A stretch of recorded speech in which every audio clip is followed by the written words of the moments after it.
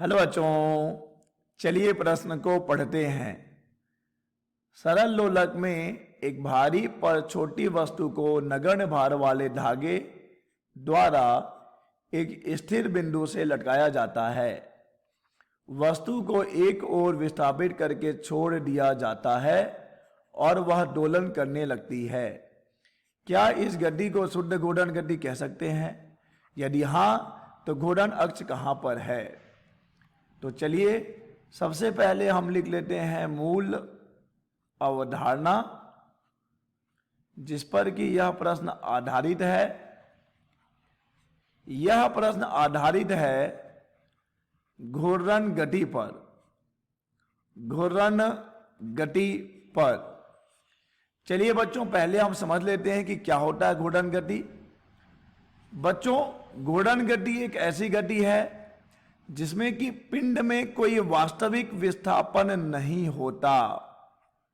कोई वास्तविक विस्थापन नहीं होता, अपितु उस पिंड को बनाने वाले जो कण होते हैं, उस पिंड को बनाने वाले जो कण होते हैं, वे सभी के सभी कण उस पिंड से होकर जाने वाले अक्ष के परितः वृत्ति गतियां कर रहे होते हैं। ठीक है बच्चों, जितने भी कण होते हैं वे सभी के सभी कण वृत्ति गतियां कर रहे होते हैं और उन सभी वृत्ति गतियों का केंद्र होता है इस घूर्णन अक्ष पर।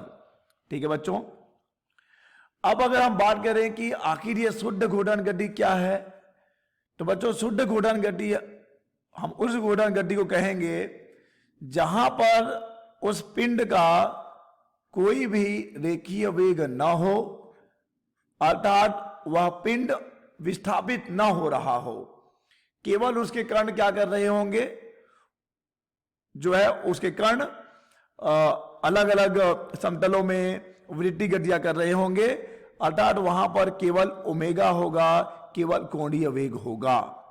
तो चलिए बच्चों देखते हैं कि जब हम बात करते हैं सरल लोलक की तो यहां पर क्या स्थिति बनती है। चलिए हम ले लेते हैं एक सतह जहां से हम डोरी को लटकाएंगे। ये हमने डोरी लटका दिया और इस डोरी के दूसरे सिरे पर हम लगा देंगे उस वस्तु को, लटका देंगे उस वस्तु को जिसे कि हम कहते हैं बॉब। ठीक है बच्चों, अब हम क्या करेंगे, इस बॉब को, इस वस्तु को किसी एक ओर ले जाकर हम इसे छोड़ देंगे तो यह बॉब, यह पिंड क्या करने लगेगा बच्चों, यह इस माध्य स्थिति के दोनों ओर दोलन करने लगेगा। तो हमें बताना है कि यह जो दोलन हो रहा है क्या यह शुद्ध घूर्णन गति है। तो बच्चों इसका जवाब है हां। हां, यह शुद्ध घूर्णन गति है।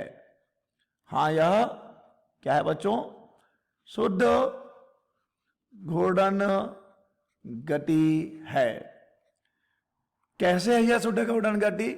बच्चों अभी हमने देखा था कि शुद्ध घूर्णन गति की स्थिति क्या है। शुद्ध घूर्णन गति में रेखीय वेग शून्य होना चाहिए, निकाय का पिंड का रेखीय वेग शून्य होना चाहिए।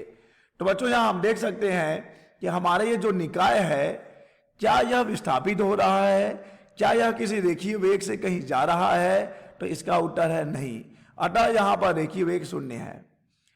और बच्चों यहां हम देख सकते हैं कि ये जो कण है इस बिंदु के परितः क्या कर रहा है बच्चों, एक वृत्ति गति तो कर रहा है, बशर्ते यहां पर अंतर यह है कि इस गति की दिशा निरंतर बदल रही है, निरंतर बदल रही है, परंतु हमारा जो बॉब है, हमारी जो वस्तु है इस बिंदु के परितः ही घूम रही है, अतः यहां पर केवल क्या है बच्चों, ओमेगा होगा।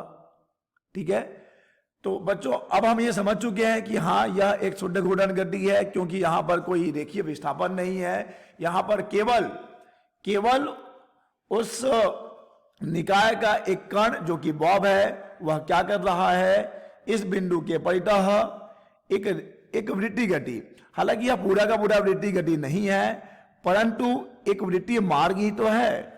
ठीक है बच्चों, तो हमने यह समझ लिया कि हाँ यह एक शुद्ध घूर्णन गति है। अब सवाल है कि आखिर में इस घूर्णन गति का अक्ष कहां पर है। तो बच्चों इस घूर्णन गति का अक्ष होता है यह बिंदु जहां से हमने उसे लटकाया हुआ है, इस बिंदु पर होगा जहां पर हमने इसे लटकाया हुआ है, लेकिन अक्ष तो एक रेखा होती है। तो अभी हमने यह समझा है कि घूर्णन अक्ष कहां से गुजरेगा, घूर्णन अक्ष गुजरेगा इस लटकाए गए बिंदु से बच्चों। और घूर्णन अक्ष जो है उस समतल के लंबवत होगा जिस समतल में यह दोलन हो रहा है। तो अगर मान लीजिए कि दोलन इस कागज के समतल में हो रहा है, अगर दोलन कागज के समतल में हो रहा है, तब तो बच्चों जो घूर्णन अक्ष होगा इस कागज के तल के लंबवत होगा। ठीक है बच्चों, तो ये हो जाएगा हमारा घूर्णन अक्ष। ठीक है बच्चों, ये हो जाएगा हमारा घूर्णन अक्ष जो कि गुजरेगा उस बिंदु से जहां से हमने डोरी को लटकाया हुआ है। ठीक है बच्चों, आशा करते हैं आपको समझ आया होगा। धन्यवाद।